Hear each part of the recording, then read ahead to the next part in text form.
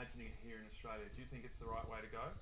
Well, I just wanted to add to what Richard said that obviously the idea of, well, for me, the idea of treating drugs as a health issue is where we need to go.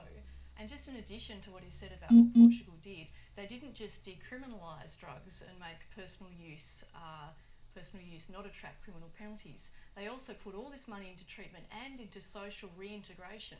So not only treatment, so if people hadn't had employment for a long time, small businesses in Portugal were given grants so that they were encouraged to retrain and to re-educate and accept these people back into employment.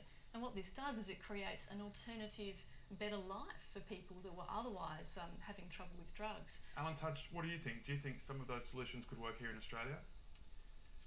I mean, it's interesting that Richard Di Natale, the leader of the Greens, went to Portugal because, and not Sweden. I mean, Portugal has been the country which has decriminalised drug use. The evidence is actually not that clear in relation to Portugal. Heroin is abundantly clear. I'm glad that you brought up the issue of Sweden, because heroin usage. Let's go to David Caldicott. Can I just finish on this? By all means, heroin usage went down, but other drug usage went up. So the evidence is not clear. I agree with Richard that we need to provide proper treatment for people who are addicts and to try to get them off drugs altogether.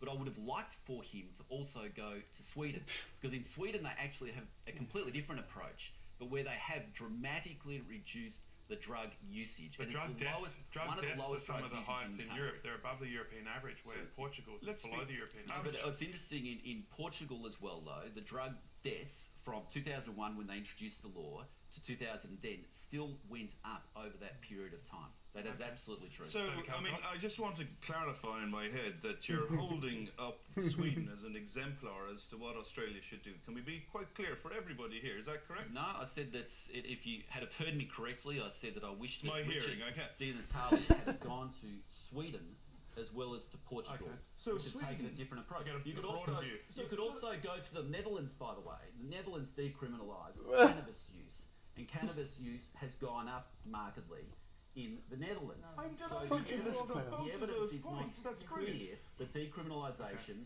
leads to less usage, and our overall objective should be to have fewer users as well as to help users to get off the drugs. Okay, this is not clear that directly from the decriminalisation playbook of Drug-Free Australia. I'm delighted that you've raised this. So you think it's more important that, say, for example, in Sweden, more people have blood-borne hepatitic illness, more people die from drug-related motor vehicle crashes, and God help them, let that be a lesson to consumers and maybe discourage them from consuming drugs, that it is, say, in Holland, where admittedly there are lots of people who consume drugs, and yet one of the lowest rates of viral illness, one of the lowest rates of deaths from drug.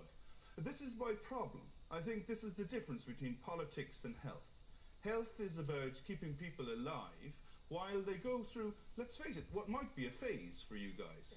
Keeping them alive while they decide not to use drugs, rather than ensuring that we hammer down on people so that they don't use drugs and as many people as possible get hurt using them.